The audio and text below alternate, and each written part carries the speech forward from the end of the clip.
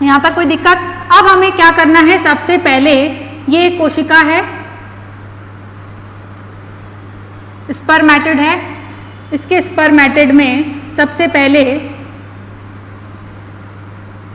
Spermatid में ये जो केंद्रक जो पहले बीच में व्यवस्थित होता है, ये थोड़ा सा ऊपर की तरफ खिंच जाता है, थोड़ा सा ऊपर चला जाता है और यहाँ व्यवस्थित हो जाता है। ठीक है, यहाँ पर परिवर्तन पहले हो चुका है, यहाँ पर डीएनए के साथ हिस्टोन की जगह क्या आ चुका है, प्रोटामिन्स आ चुका है। अब यहाँ पर क्या हो रहा है कि गोल्जी काय जो है, गोल्जी काय किन किन से मिलकर बना होता है, आशय से, यानी कि वेसिकल, ठीक है, प्लेटलेट से बना होता है, वेसिकल्स होती हैं, रिक्तिकाएं होती हैं, आशय, रिक्तिका, इन सब से मिलके क्या बना होता है, टिब्यूल से। ये जो मिलके हैं, ये जो संरचना है, ये मिलके क्या बनाती है, गोल्जी काय बनाती है। तो यहाँ पर भी क्या होता है, गोल्जी काय जो है आशय, रिक्तिका, टिब्यूल्स यहाँ पर इकट्ठी होने लग जाती है। यहाँ पर क्या इकट्ठी होने लग जाती है, गोल्जी काय केंद्रक के ऊपर की तरफ थोड़ा सा इकट्ठी होने लग जाती है, कुछ इस फॉर्म में इकट्ठी होने लग जाती है। ये कुछ आशय हैं, वेसिकल्स हैं। अब इस वेसिकल्स में होता क्या है, बेसिकली इन वेसिकल्स के अंदर कुछ वेसिकल्स जो होती हैं, उनके अंदर एक ग्रेन्यूल बनने लग जाता है। क्या बनने लग जाता है, ग्रेन्यूल बनने लग जाता है। उसे हम कहते हैं, ये जो छोटा सघन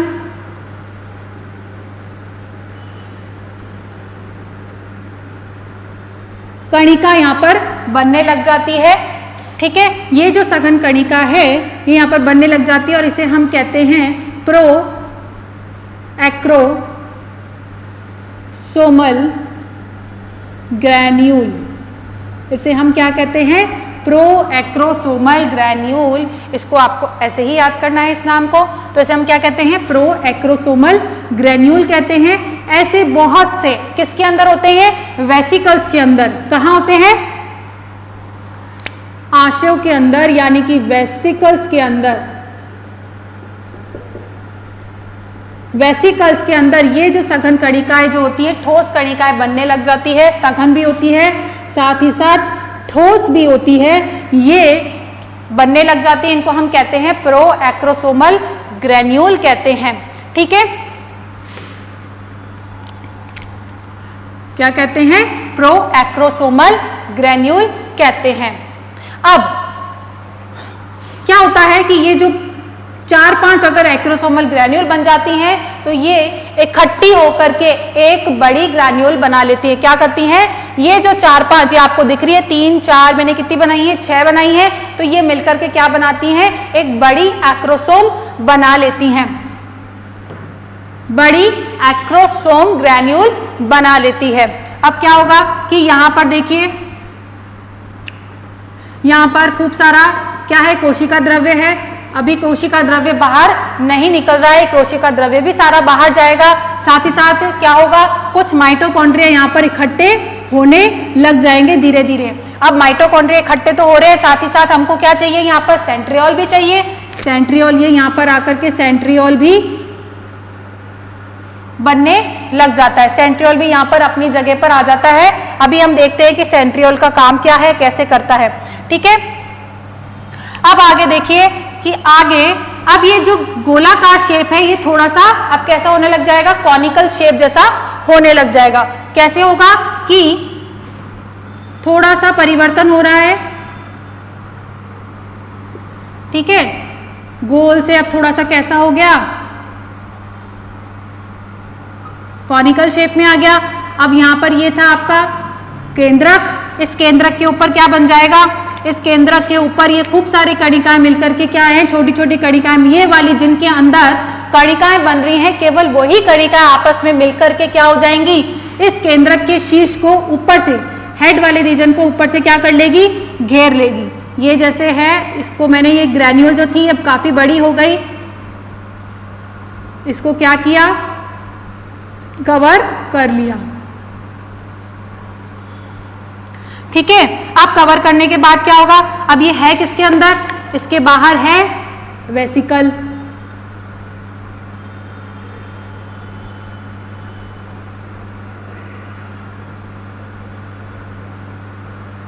वेसिकल सहित यहाँ पर क्या हो जाता है, ऊपर इकट्ठा हो जाता है। ये है आपके डीएनए, डीएनए के अंदर क्रोमेटिन, क्रोमेटिन के साथ कौन सा प्रोटीन है, हिस्टोन की जगह कौन सा, प्रोटामेंस प्रोटीन है।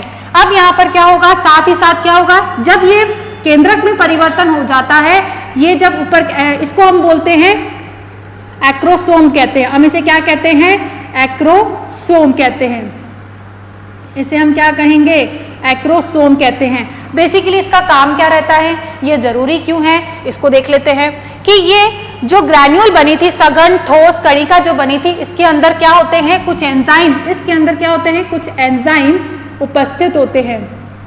वो कौन से होते हैं, लाइटिक, लाइटिक का मतलब समझते हैं, लाइटिक एंजाइम्स यहाँ पर होते हैं। और ये जो लाइटिक एंजाइम्स जो होते हैं, ये लाइटिक का मतलब क्या होता है, नष्ट करना, गलाना, या फिर इसको कहेंगे गलाना, भेदना,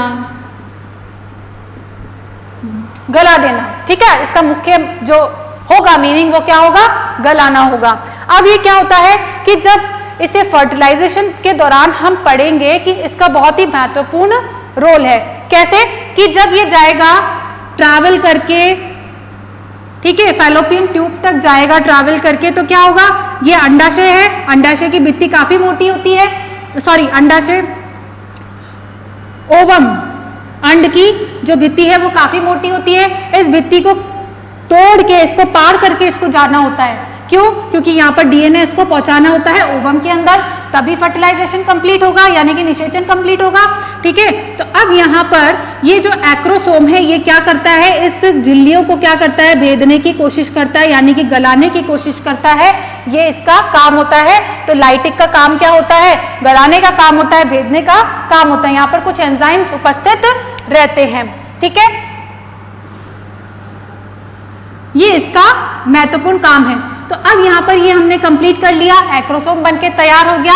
अब यहाँ पर क्या होगा कि जो यहाँ पर कोशिका द्रव्य है वो भी क्या हो जाएगा, निकलने लग जाएगा बाहर।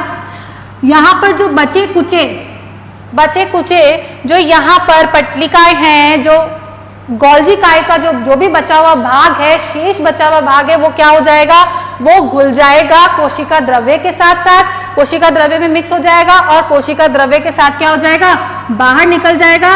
और ये बाहर निकलने के बाद इसको कौन ग्रहण कर लेता है, इसको सर्टोली कोशिकाओं के द्वारा क्या किया जाता है, ग्रहण कर लिया जाता है। सर्टोली सेल्स के द्वारा इसको क्या कर लिया जाता है, ग्रहण कर लिया जाता है, किसको, कोशिका द्रव्य को, ठीक है। अब ये जैसे जैसे धीरे धीरे निकलने लगता है, ये बहुत स्लो प्रोसेस होता है, धीरे धीरे धीरे निकलने लगता है। अब यहाँ पर क्या बनना है, ये तो हमने हेड बना लिया, केंद्रक में परिवर्तन हो गया, एक्रोसोम भी बन गया। अब हमको क्या बनाना है, मिडल पीस बनाना है। मिडल पीस में आप जानते हैं कि क्या होता है,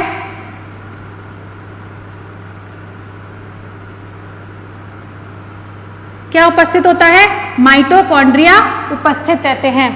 यहाँ पर बहुत सारे माइटोकॉन्ड्रिया वृद्धि के दौरान, वृद्धि प्रवस्था के दौरान, हमने देखो यहाँ पर देखा था, वृद्धि प्रवस्था के दौरान यहाँ पर माइटोकॉन्ड्रिया जो है, खूब सारे माइटोकॉन्ड्रिया ने यहाँ पर क्या किया, विभाजन करके खूब सारे माइटोकॉन्ड्रिया बनाए। और ये माइटोकॉन्ड्रिया जो है, एक 2 या 3 माइटोकॉन्ड्रिया मिलकर के क्या बन जाते हैं, एक ठोस कणिका की तरह बन जाते हैं, बेलनाकार हो जाते हैं, ये जैसे बेलनाकार है, और ये मिलकर के स्पाइरली फॉर्म में क्या हो जाते हैं, अरेंज हो जाते हैं।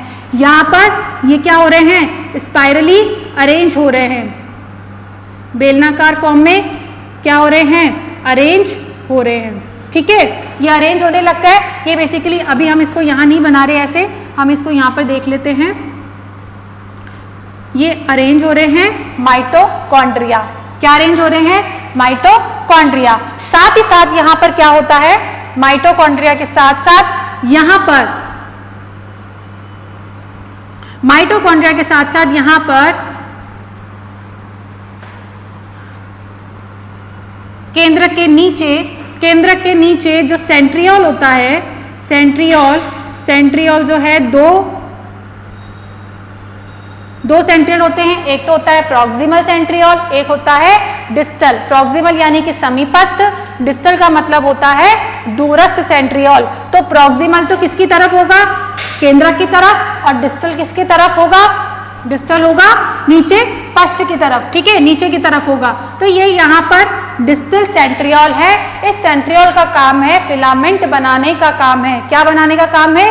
फिलामेंट बनाने का काम है, तंतु एक्सियल तंतु बनाने का काम है। इसके लिए इसको क्या चाहिए होता है? इसके लिए इसको चाहिए होता है कैल्शियम की आवश्यकता होती है, फिलामेंट बनाने की आवश्यकता होती है। ठीक है, अब ये यहाँ पर क्या बनेगा?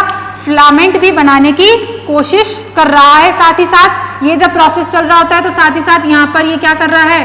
फिलामेंट बनाने की क्या कर रहा है? कोशिश कर रहा है। ठीक है, थोड़ा सा इधर बना लेते हैं। ये देखिए बनाने की कोशिश कर रहा है। ये ऊपर वाला जो हिस्सा है, ऊपर वाला जो हिस्सा है वो है प्रॉक्सिमल सेंट्रियोल, और जो नीचे वाला जो है ये इस तरह से व्यवस्थित रहते हैं, 90 डिग्री के एंगल में व्यवस्थित रहते हैं। दो भाग होते हैं सेंट्रियोल के, सेंट्रोसोम के 2 सेंट्रियोल होते हैं, सेंट्रोसोम कहते हैं इसे, और इसके 2 भाग होते हैं, 2 सेंट्रियोल होते हैं, और 2 सेंट्रियोल मिलके क्या बनाते हैं? सेंट्रोसोम बनाते हैं। ठीक है, और ये किस तरह से व्यवस्थित होते हैं? 90 डिग्री की तरह के एंगल में क्या होते हैं? व्यवस्थित होते हैं। ठीक है, तो ये वाला तो क्या कहलाता है? दूरस्थ कहलाता है। ये वाला क्या कहलाता है? समीपस्थ कहलाता है। ठीक है, दूरस्थ वाले से क्या बनता है? एक्सियल फिलामेंट्स का फॉर्मेशन होता है। यहां से एक्सियल फिलामेंट्स जो हैं बनने लग गए। अब क्या होगा? पीछे अब थोड़ा आगे वाले डायग्राम में बना लेते हैं, इसको थोड़ा सा और परिवर्तित कर देते हैं।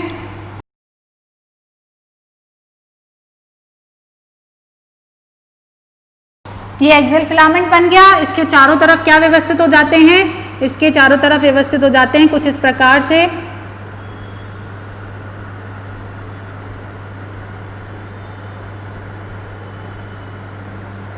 माइटोकॉन्ड्रिया इसके चारों तरफ कैसे? इसको हम कहते हैं ये स्पाइरल्ड सर्पिलाकार स्थिति में जब ये माइटोकॉन्ड्रिया व्यवस्थित हो जाते हैं तो इसे हम कहते हैं नेबेन कण। इसे हम कहते हैं नेबेन कण इसको कहा जाता है। ठीक है, ये और थोड़ा सा अंदर की तरफ। अब यहाँ पर क्या हो रहा है कि अब ये पीछे नीचे की तरफ क्या बनाएगा? टेल बनाएगा। टेल जब बनाएगा तो यहाँ पर एक छोटी सी गर्त होती है और वो एक बिल्कुल गोल नलिकाकार संरचना होती है, गर्त होती है और गोल संरचना होती है। इसको हम कहते हैं रिंग सेंट्रियोल कहते हैं। हम इसे क्या कहते हैं? Ring centriole. ये बेसिकली असली का सेंट्रियोल नहीं है, लेकिन ये कुछ कुछ सेंट्रियोल जैसा है, यानी कि थोड़ा सा सर्पिलाकार है, तो इसलिए हमने इसको नाम दे दिया क्योंकि यहाँ से होकर के गुजरता है, फिलामेंट होकर के गुजरता है, इसलिए इसको हम क्या कहते हैं? रिंग सेंट्रियोल कहते हैं। इसे हम कहते हैं रिंग सेंट्रियोल कहते हैं।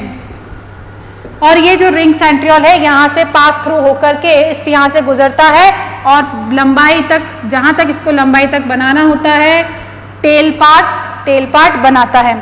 ठीक है, तो ये है रिंग सेंट्रियोल से निकल के क्या बना रहा है? पुच्छ वाला भाग बना रहा है। तो अब यहाँ तक क्लियर हो गया।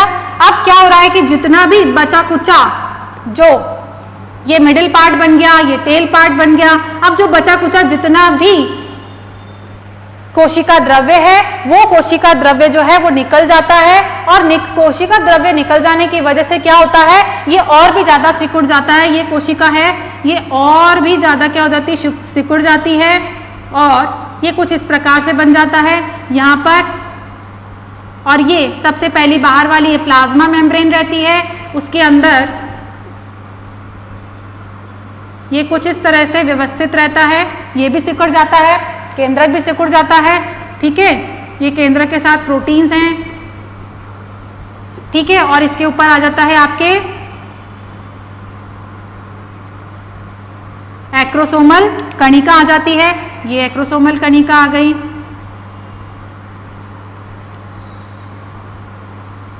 ये पूरा स्ट्रक्चर है। अब इसके बाद क्या हो रहा है कि यहां पर ये मिडिल पार्ट बनाया, और मिडिल पार्ट से फिर इसने क्या बनाया? अब ये क्या हो रहा है? ठीक है, अब ये यहाँ पर क्या आ गया? रिंग्स, ये सेंट्रियोल है। ठीक है, यहाँ पर सेंट्रियोल था, समीपस्थ सेंट्रियोल है, यहाँ पर दूरस्थ सेंट्रियोल था। यहाँ से क्या बनाया? फिलामेंट बना, इस फिलामेंट के चारों ओर क्या व्यवस्थित था, कुछ इस प्रकार से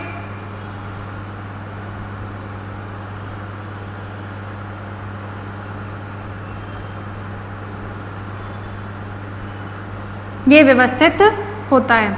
ठीक है, अब कुछ कोशिका द्रव्य जो बचा कुचा कोशिका द्रव्य है ना, वो साइड में ऐसे यूं पड़ा रहता है, बहुत एक छोटी सी बहुत पतली सी लेयर बनाता है और मिडिल पार्ट तक रहता है। ठीक है, इसको हम कहते हैं मैनशेट कहते हैं। मैनशेट, इस पे भी क्वेश्चन बन सकता है। इसे हम क्या कहते हैं, मैनशेट कहते हैं। इसे हम क्या कहेंगे, मैनशेट कहते हैं। ठीक है, यहाँ तक कोई दिक्कत। अब जो फिलामेंट बनता है, अब हम थोड़ा सा फिलामेंट की बात कर लेते हैं कि जो फिलामेंट बनता है,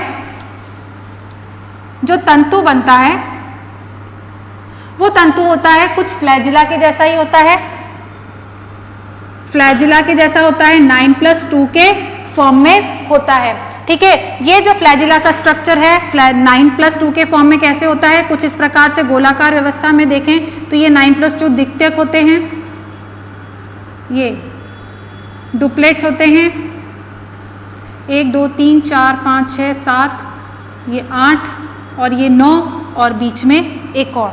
ठीक है, तो हम इसको क्या कहते हैं, ये है 9+2 का फॉर्मेशन है, कुछ ऐसे रहते हैं इसके, ये ऐसे फिलामेंट बने हुए रहते हैं। ठीक है, ठीक है, इसको मैं 3D में नहीं बना सकती, बट कुछ इसी तरीके से ये 9+2 इस प्रकार से व्यवस्थित रहते हैं, इस फॉर्म में रहते हैं, फ्लैजिला की तरह होते हैं।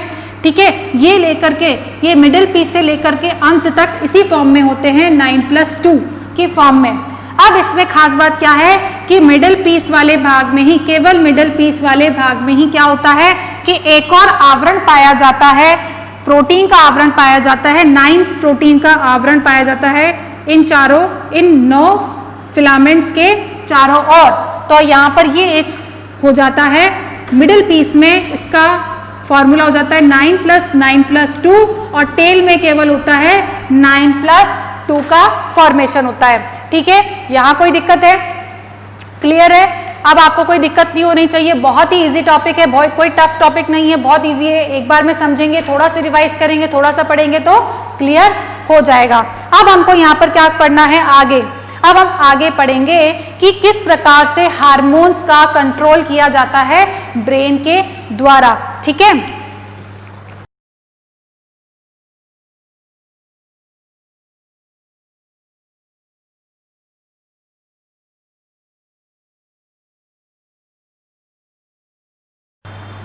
हाँ, तो अब हम पढ़ने जा रहे हैं कि किस प्रकार से ब्रेन कंट्रोल करता है स्पर्मेटोजेनेसिस की प्रक्रिया को। तो सबसे पहले हम देखते हैं हाइपोथैलेमस। हाइपोथैलेमस को क्या कहा जाता है, मास्टर ऑफ मास्टर ग्लैंड। क्यों मास्टर ग्लैंड किसको कहते हैं, पीयूष ग्रंथि को कहते हैं, और पीयूष ग्रंथि को भी और कौन कंट्रोल कर सकता है, करता है हाइपोथैलेमस, दैट्स वाई इसको कहा जाता है मास्टर ऑफ मास्टर ग्लैंड। तो ये है हाइपोथैलेमस।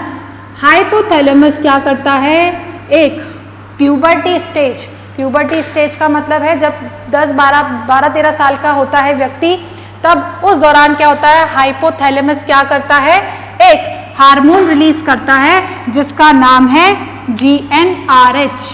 क्या नाम है, GnRH। इसे हम कहते हैं गोनाडोट्रोपिन रिलीजिंग हार्मोन। लिख लीजिए, गोनाडोट्रोपिन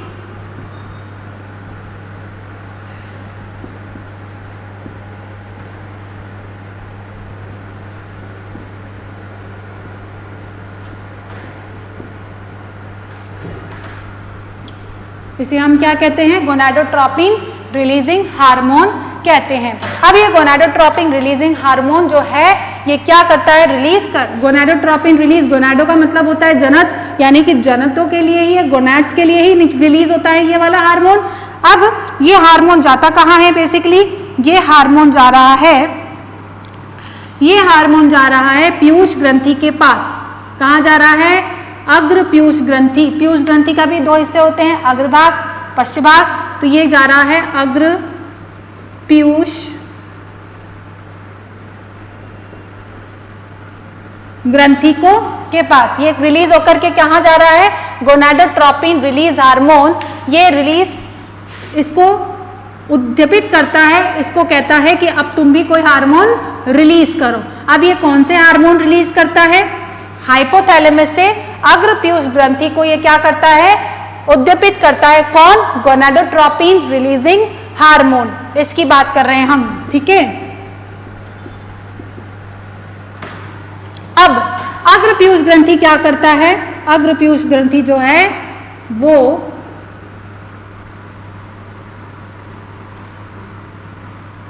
दो प्रकार के हार्मोन रिलीज करता है। पहला तो है FSH और दूसरा है LH। LH को क्या कहते हैं? ल्यूटिनाइजिंग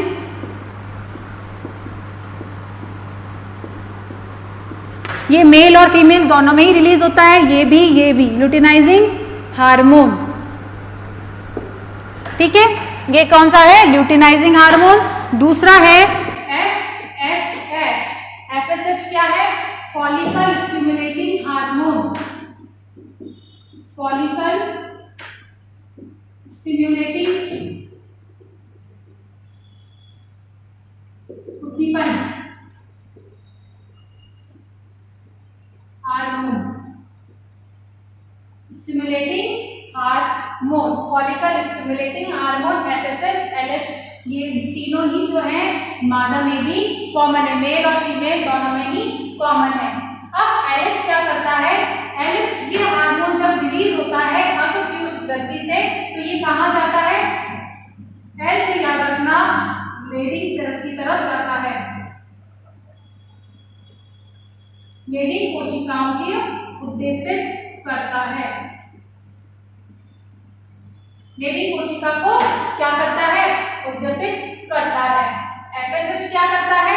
FSH जो है सर्टोली कोशिकाओं को क्या करता है?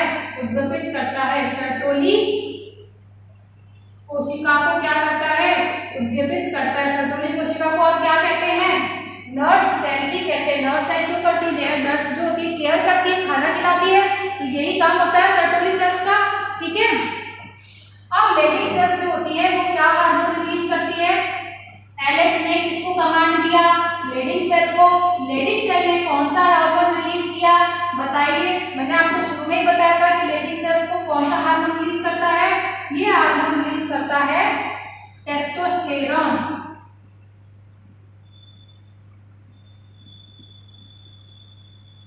टेस्टोस्टेरोन हार्मोन को क्या करता है?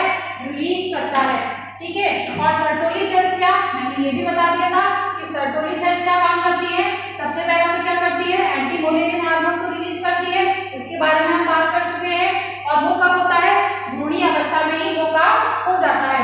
अब इसके साथ साथ ये एक और हार्मोन रिलीज करती है, इन्हिबिन।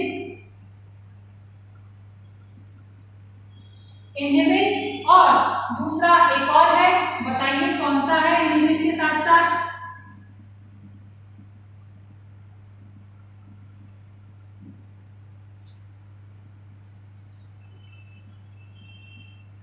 एंटीबॉडी एंड्रोजन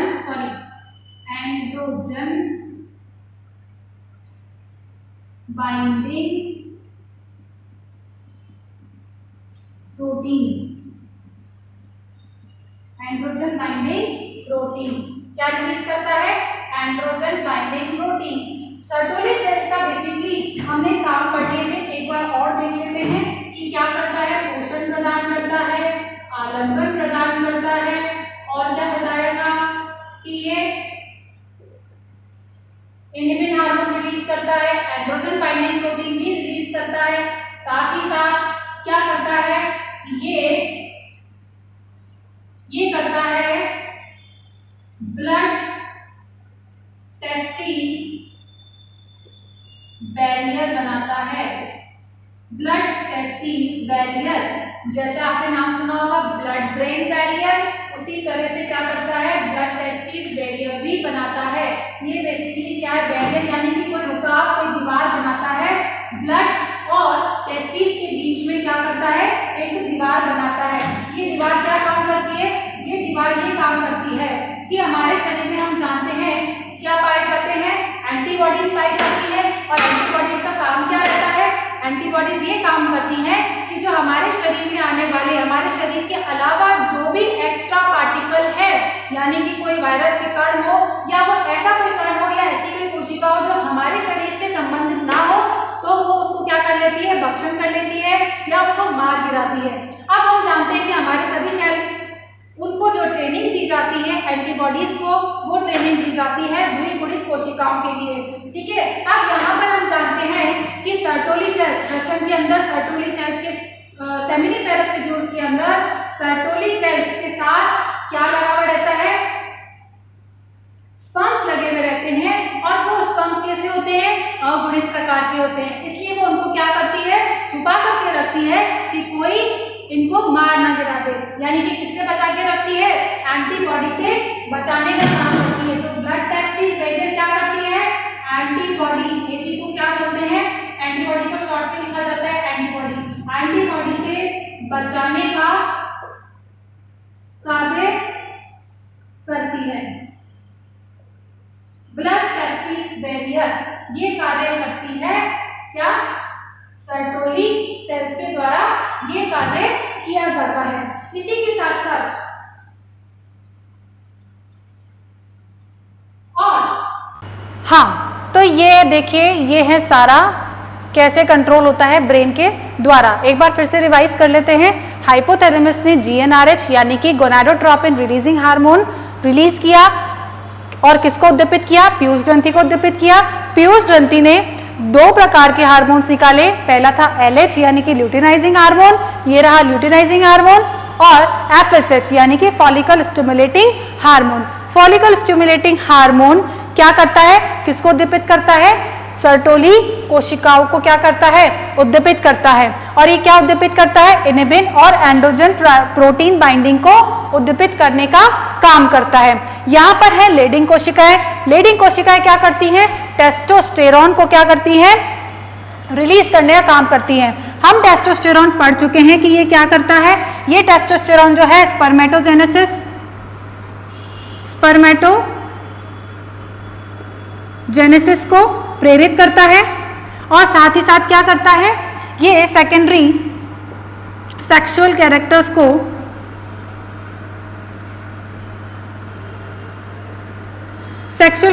को के लिए क्या है? रिस्पॉन्सिबल है। ये इसीलिए टेस्टोस्टेरोन क्या करता है? स्पर्मेटोजेनेसिस करता है और साथ ही साथ सेकेंडरी सेक्सुअल कैरेक्टर्स को क्या करता है? डेवलप करता है। जैसे कि मेल्स में क्या होता है? गाढ़ी मूंछ आ जाती है और साथ ही साथ आवाज का क्या हो जाता है? भारीपन हो जाता है।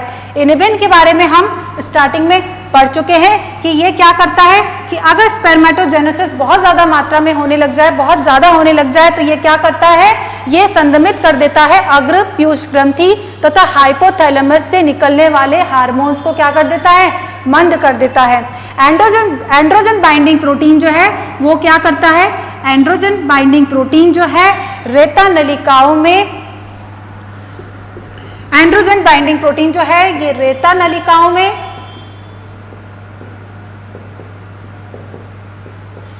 टेस्टोस्टेरॉन की मात्रा को क्या करता है?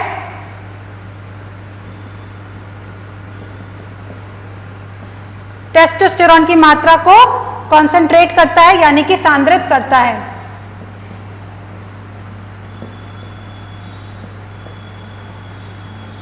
ठीक है, तो ये इसका काम है एंड्रोजन बाइंडिंग प्रोटीन का।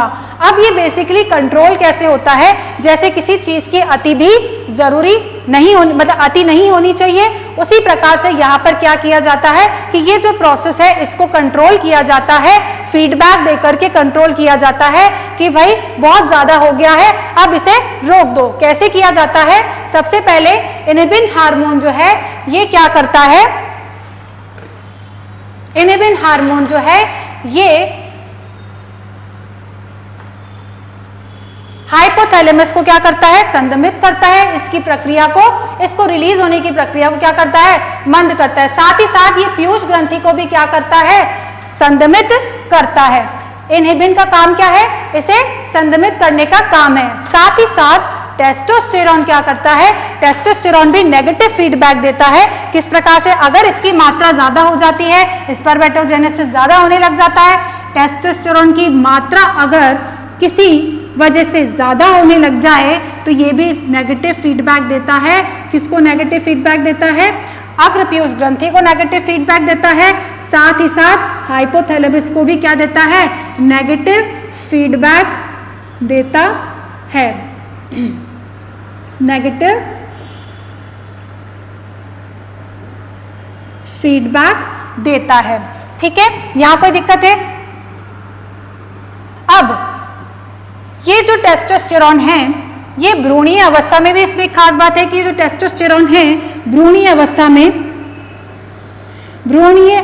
में भी इसका स्त्रावण होता है, बहुत ही कम मात्रा में होता है, करीब 30 नैनोग्राम में इसकी मात्रा में, इस मात्रा में ये स्रावित होता है। और ये क्या काम करता है? भ्रूणीय अवस्था में ये जो टेस्टिस यानी कि जो वृषण है उनको वृषण कोश में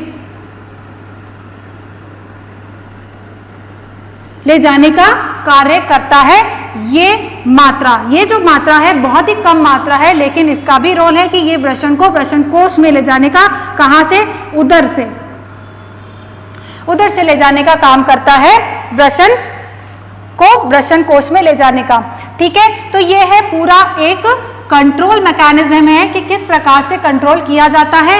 फिर से देख लेते हैं, हाइपोथैलेमस किसको उद्दीपित करता है? अग्रपीयूष ग्रंथि को।